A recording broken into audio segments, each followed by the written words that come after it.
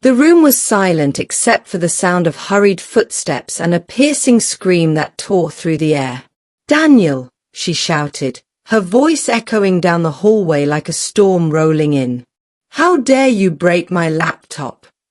Daniel, a thin boy of 14, came rushing in from the corner of the house, confusion written all over his face. "Mom, please, I swear I didn't." "Would you shut up?" she barked, her voice trembling with anger. "I am talking, and you're talking too? Who else could have done it if not you? Now all my projects are gone." Daniel opened his mouth to protest, but before a word escaped, her hand flew to his ear, yanking it sharply. Tears welled up in his eyes from the sting. "For the next 3 days, you will not eat anything in this house," she declared, her voice cold and final. "You should have known better. Don't touch things that don't belong to you." Daniel dropped to his knees without another word. His lips trembled, but he held back his tears. He had long learned there was no point in defending himself when his stepmother was this furious. She stormed off, muttering under her breath about irresponsible children, leaving Daniel kneeling in the middle of the room, the sting of her accusations heavier than the pain in his ear. Hours passed, and the once bright afternoon sun had given way to a dull, gloomy sky. The house was eerily quiet, except for the muffled sound of Daniel's younger stepsister, Clara, returning from a friend's house. Clara, a lively and inquisitive girl of 10, walked in and froze. Her bright eyes fell on Daniel, still kneeling, his face pale and drawn. "What happened?" she asked, her voice a whisper. "They say I broke Mom's laptop," Daniel replied quietly, not meeting her eyes. Clara's face crumpled in confusion. "But," she paused, guilt flickering across her face. "But I was the one who—" "Mom!" Her mother, hearing the commotion, marched back into the room. "What is it now, Clara?" she snapped. Clara hesitated, biting her lip before blurting out, "It was me. I broke the laptop. I wanted to search something on Google, but when I tried to pick it up, it fell off the table. I was scared, so I didn't say anything." The room fell silent. Daniel lifted his head, his face a mix of disbelief and sorrow. His stepmother stared at Clara, her expression frozen between shock and anger. "What did you just say?" she asked, her voice dangerously low. Clara shuffled nervously, tears pooling in her eyes. I didn't mean to, Mom. It was an accident." Daniel's heart ached as he watched his stepsister break into sobs. But inside him, another pain throbbed, the pain of knowing he had endured hours of punishment for something he hadn't done. His stepmother's face turned pale as the truth sank in. The storm was far from over. The silence that followed was suffocating, like the calm before another storm. Daniel remained on his knees, staring at the floor, his chest tight with the weight of the moment. Clara's confession hung in the air, loud and heavy. Their mother took a sharp breath, her voice trembling with a mix of disbelief and anger. "You, Clara, you did this? You broke my laptop." Clara nodded hesitantly, her tiny hands clasped together as tears streamed down her face. "I'm so sorry, Mom. I just wanted to check something for my homework. It fell. I didn't mean to." "Didn't mean to?" Their mother exploded, her voice rising to a fever pitch. "Do you know what you've done? All my work. My deadlines. My files are gone. And you—" She stopped mid-sentence and turned sharply toward Daniel. Her gaze pierced through him, but this time, it wasn't anger. It was guilt, raw, unsettling guilt. She had punished the wrong child. "You mean to tell me," she said slowly, her voice trembling, "that all this time, it wasn't you, Daniel?" Daniel didn't answer. His throat was dry, and his heart was beating so hard he thought it might burst. His knees ached, his pride was shattered, and the weight of the injustice pressed down on him. "Say something, Daniel," she demanded, her voice breaking. "What do you want me to say?" he whispered, his voice barely audible. His face was pale, his eyes hollow. "You didn't even give me a chance to explain. You didn't believe me." His stepmother's breath hitched. The words stung like a slap to the face, and she could see the pain in his eyes, the kind of pain no child should carry. Clara stood frozen, her sobs quieter now, but her guilt weighed her down. She looked at her brother, her voice trembling. "Daniel, I'm so sorry. I didn't mean for this to happen to you." Daniel managed a faint, bitter smile. "It's okay," he said softly. "You're just a kid. You were scared." "But," he paused, his voice faltering as he looked up at his stepmother. "But you're supposed to protect me. You're supposed to at least hear me out." His stepmother's chest tightened. She looked at him, then at Clara, and then back at him again, searching for words but finding none. All the anger that had fueled her earlier had been replaced by something else: shame. "Daniel, She reached out as if to touch his shoulder, but he flinched, moving away slightly. "You said I wouldn't eat for 3 days, he said, his voice trembling but steady. "And you made me kneel here for hours. I didn't even touch your laptop. Do you know how that feels?" She swallowed hard, tears brimming in her eyes now. She had never heard him speak this way, so calm, yet so broken. "I'm sorry," she whispered, but her words sounded hollow, even to her. She turned to Clara, her anger bubbling up again. "And you, young lady, why didn't you say anything sooner? Do you realize what you've done?" Clara burst into fresh tears. "I didn't mean to. I was scared you'd yell at me. I didn't know you'd blame Daniel." "You didn't know," her mother shot back, her voice rising again. "You stood there and let your brother take the punishment for something you did. That's not fear, that's selfishness." Daniel slowly pushed himself off the floor, his legs weak and shaky. "Leave her alone," he said, surprising everyone in the room. His stepmother stared at him, stunned.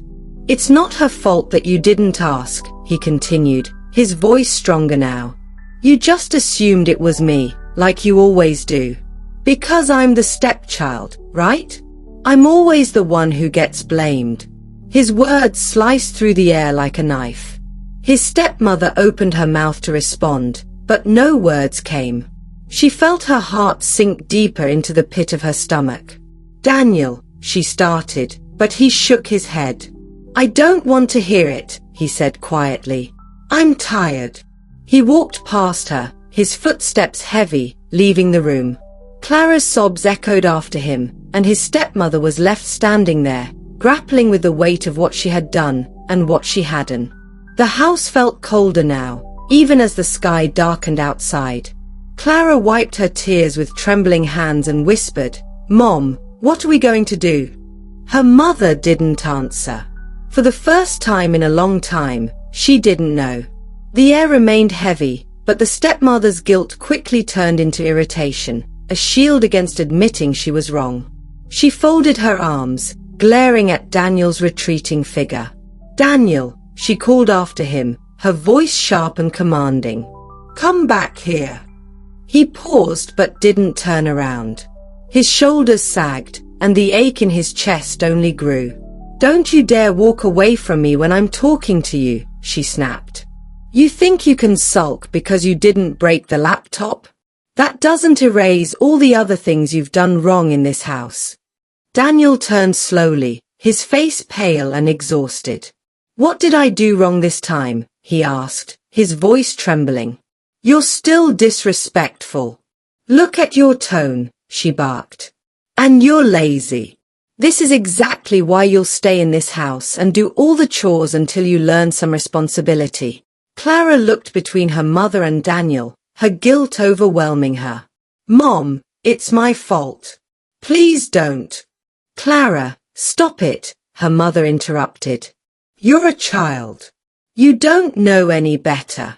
"But Daniel, he's old enough to be a proper example. If you're getting bad grades or making mistakes, it's because Daniel isn't doing enough to guide you." Daniel blinked, the weight of her words crushing him further. "I'm not her parent," he said quietly. "It's not my job to." A slap rang through the room, silencing him mid-sentence. "Don't talk back to me," she hissed, her face twisted with anger. "If you can't even take responsibility for what happens in this house, then you're useless here." Daniel stumbled back, holding his cheek where her hand had struck. His stepmother loomed over him, her presence suffocating. "From now on," she continued, her voice cold and unrelenting, "you'll do all the chores in this house. The cleaning, the cooking, helping Clara with her homework, everything. And if Clara fails in school again, I'll hold you accountable. Do you hear me?" Daniel's eyes burned with unshed tears, but he didn't answer. He knew it wouldn't matter what he said. "Answer me," she shouted. "Yes, he whispered, his voice barely audible. Clara burst into tears again, rushing to Daniel and hugging him tightly. "I'm sorry, Daniel," she sobbed.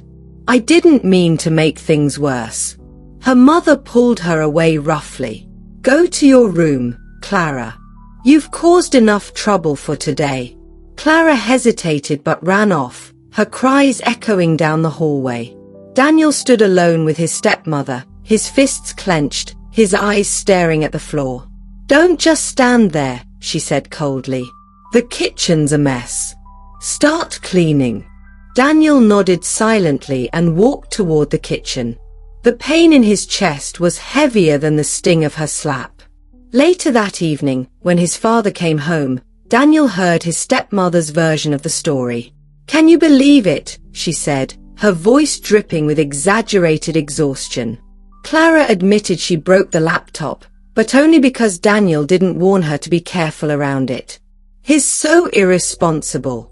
I can't trust him with anything." His father sighed heavily. "I'll talk to him," he said, but Daniel knew what that meant. When his father finally found him in the kitchen, scrubbing the floors, the man's face was stern. "Daniel," his father began, "why do you always make things harder for everyone? Do you know how much stress you're putting on your stepmother?" Daniel didn't answer. He knew there was no point. "You're old enough to help around the house properly and take care of your sister," his father continued. "If your stepmother says you're not doing enough, then you need to step up." "I didn't do anything wrong," Daniel said softly, but his father cut him off. "Stop making excuses," he snapped. "You're not a child anymore.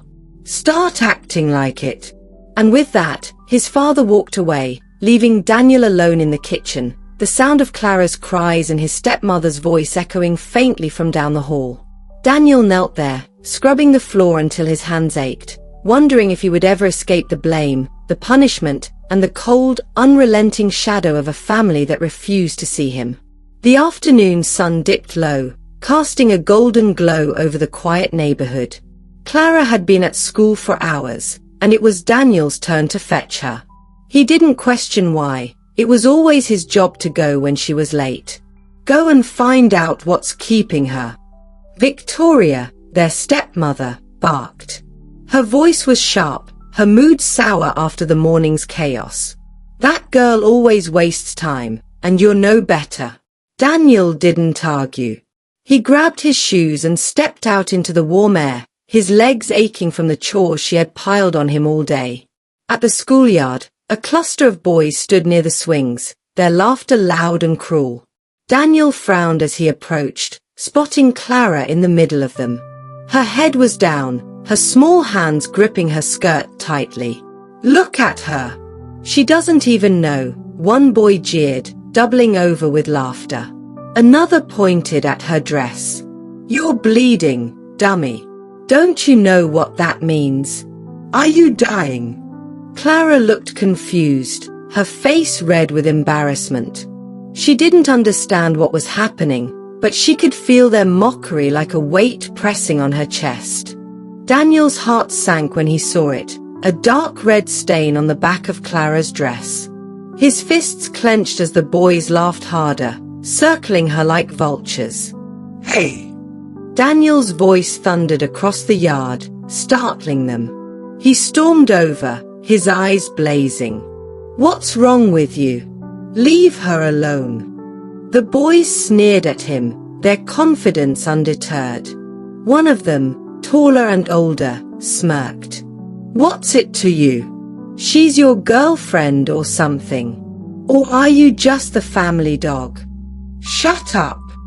Daniel growled, stepping between them and Clara. His voice shook with anger.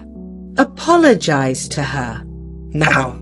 The tall boy rolled his eyes and shoved Daniel lightly. Relax, hero. We're just having fun. But Daniel wasn't having it. His fist flew before he could think, landing squarely on the boy's jaw. The others shouted in surprise, but Daniel didn't stop. His pent-up frustration, months of unfair treatment, and anger boiled over in that single moment. The scuffle quickly turned into chaos. Daniel fought like a cornered wolf, defending Clara with everything he had. By the time a teacher rushed over to break it up, Daniel's shirt was torn, his knuckles bloody, and the other boys were a mix of angry and stunned. Clara clung to his arm, her face wet with tears. She didn't understand why they had laughed at her, but she understood one thing: Daniel had fought for her. Back home. When Victoria opened the door to find Daniel and Clara standing there, her face darkened immediately. She noticed the torn clothes, the bruises, and the dried blood on Daniel's hands. What happened now? She demanded, crossing her arms. Daniel opened his mouth to explain, but Clara cut him off, sobbing. Mom, some boys were laughing at me. They said I was bleeding. Victoria's eyes fell on the stain on Clara's dress, and her expression changed instantly. Her lips thinned as she grabbed Clara's arm and pulled her inside. Do you know what you've done? Victoria hissed at Daniel, her voice low but venomous. Getting into fights. Embarrassing me like this. How dare you? Daniel's heart sank. Mom, I was protecting her. Protecting her. Victoria's voice rose. You made it worse. You think fighting solves anything? Look at you, filthy, bleeding, like a wild animal. And now Clara is humiliated because of you. Clara looked up at her mother, confused. But, Mom, Daniel helped me. Victoria ignored her. Go upstairs, she said coldly to Clara. Change out of that dress. And hand me your underwear, too. Clara hesitated. Why? Victoria's gaze flicked to Daniel. Because he's going to clean it. Since he likes making a mess, he can deal with the aftermath. Daniel stared at his stepmother in disbelief. What? You heard me, Victoria snapped. Take her dirty clothes and wash them. You're the one who caused this mess.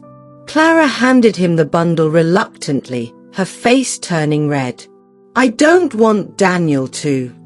It doesn't matter what you want, Victoria interrupted sharply. Daniel owes us for all the trouble he's caused. Daniel didn't argue. He took the clothes silently and went to the sink. His hands shook as he scrubbed at the stain, the water turning pink as it ran down the drain. The humiliation burned in his chest, but he didn't let himself cry. Clara watched from the doorway, her eyes wide with guilt.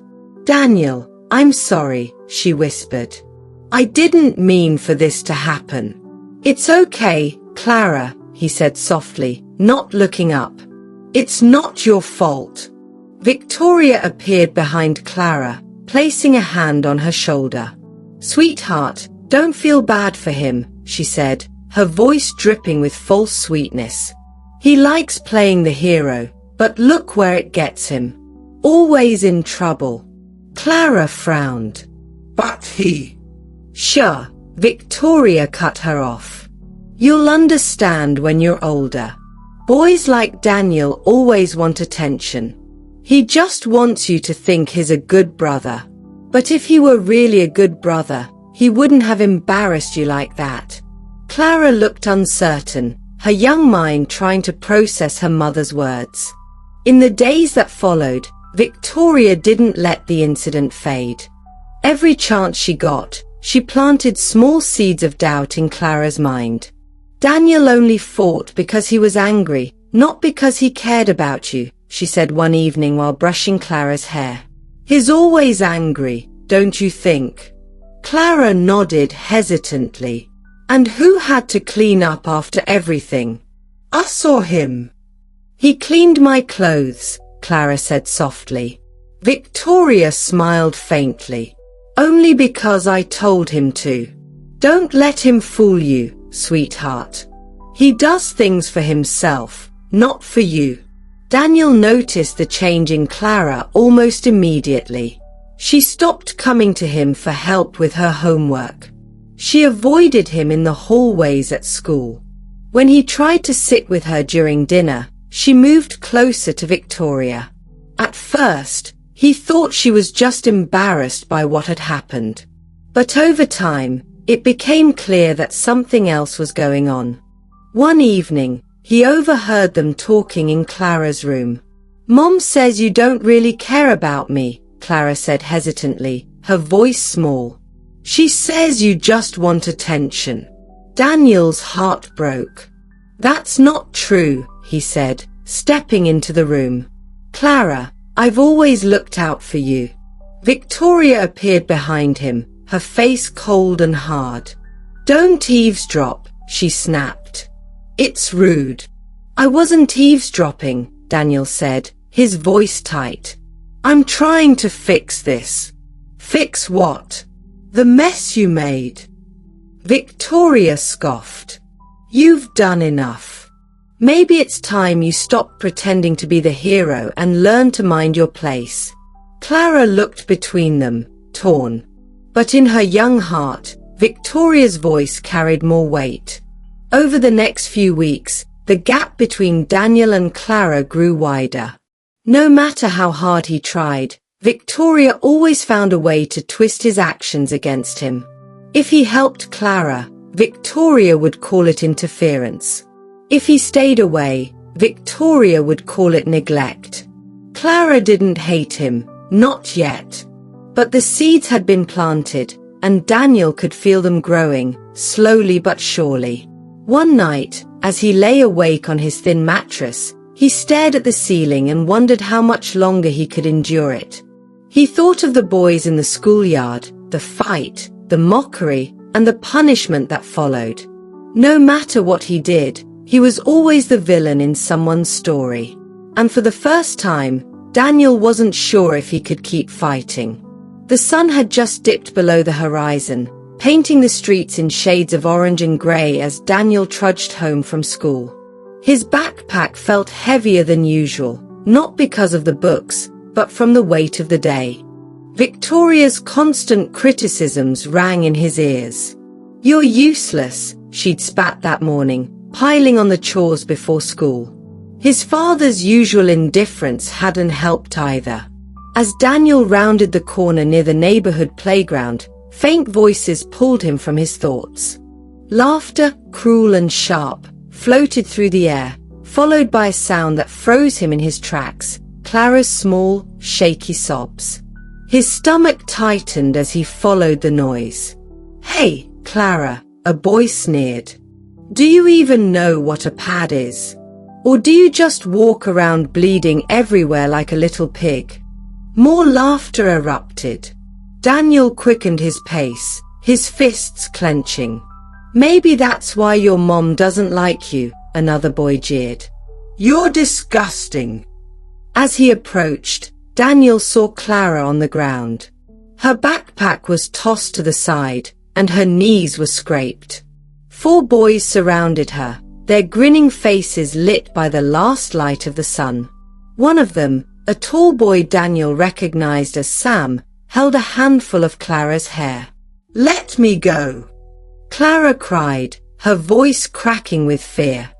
"Oh, don't cry," Sam mocked, yanking harder. "Doesn't your big brother care about you? Or maybe he doesn't, just like your mom." Daniel's blood boiled. He dropped his backpack and stormed toward the group, his voice ringing out. "Get your hands off her!"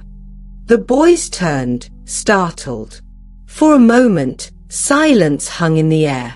Then Sam smirked, letting go of Clara's hair. Well, if it isn't Big Brother," Sam said, stepping forward. "What are you gonna do, huh? You're gonna cry. Or maybe get down on your knees like you always do at home." Daniel ignored him, his focus on Clara. "Get up, Clara. It's okay."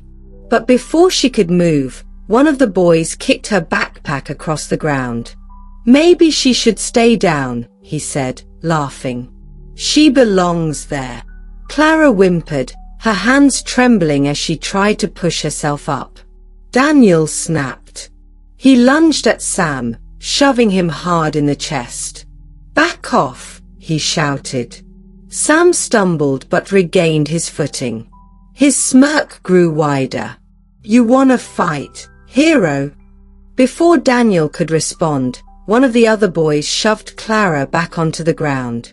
Her cry of pain was the only sound Daniel heard. Everything else blurred.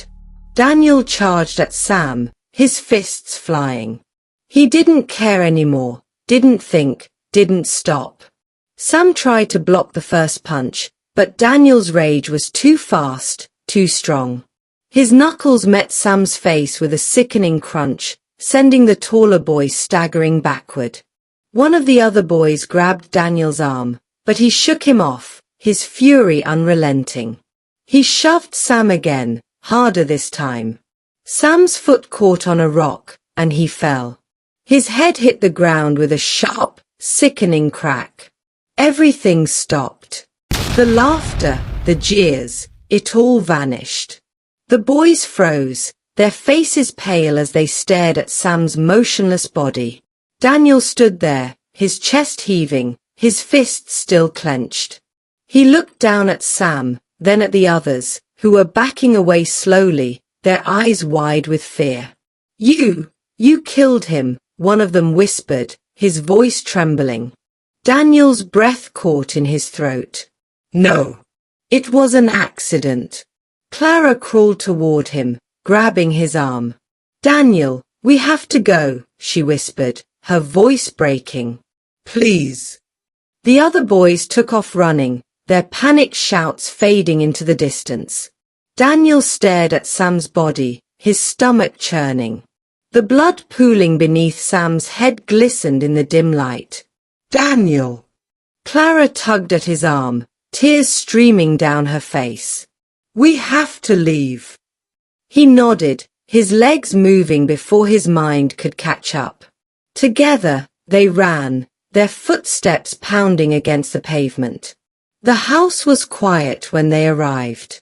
Victoria stood in the living room, her arms crossed and her face already set in a scowl. "Where have you two been?" she snapped. "Do you have any idea what time it is?" Daniel couldn't answer. His breath was still ragged, his heart pounding. Clara clung to his arm, her face buried against his sleeve. Victoria's eyes narrowed as she noticed their disheveled appearance. "What's going on?" she demanded.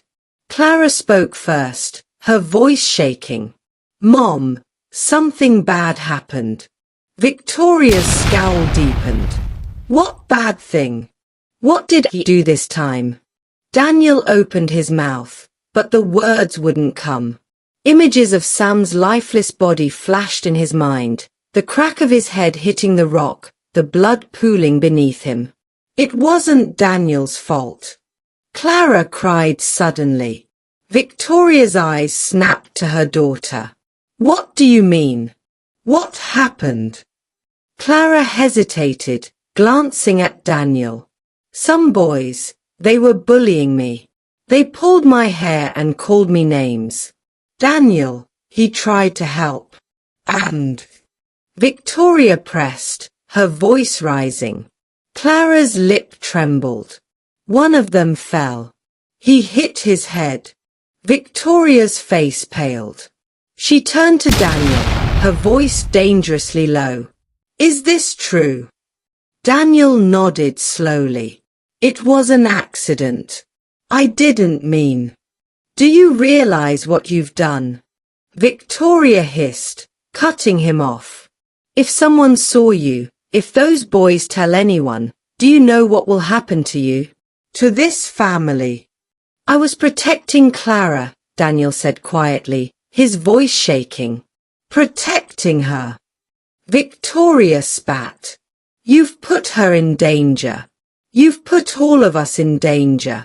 Clara flinched at her mother's words, tears spilling down her cheeks. Mom, please. Go to your room, Clara. Victoria snapped, her voice sharp and cold. Now. Clara hesitated, glancing at Daniel one last time before running upstairs. Victoria turned back to Daniel, her eyes burning with anger. You've ruined everything, she said, her voice trembling. If anyone finds out about this, you'll be taken away, and don't think for a second that I'll defend you. Daniel's chest tightened. I didn't mean to. Save it, Victoria snapped. You've done enough. Go to your room and stay there. I don't want to see your face.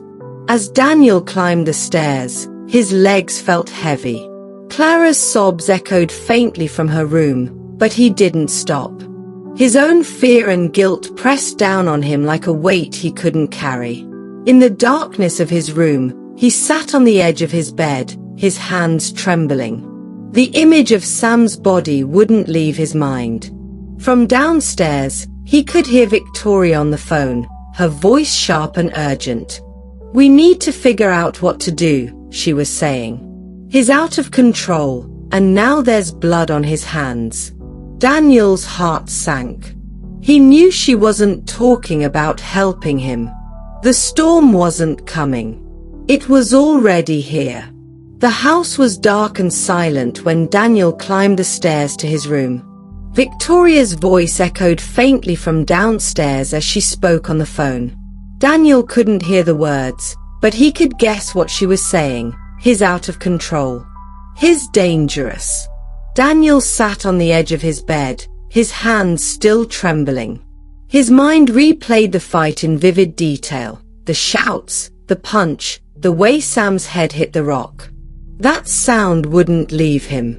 He buried his face in his hands. What have I done? And then the fear hit him like a wave, stealing his breath. Sam wasn't just any boy. He was Sam Connors, the son of one of the wealthiest families in town.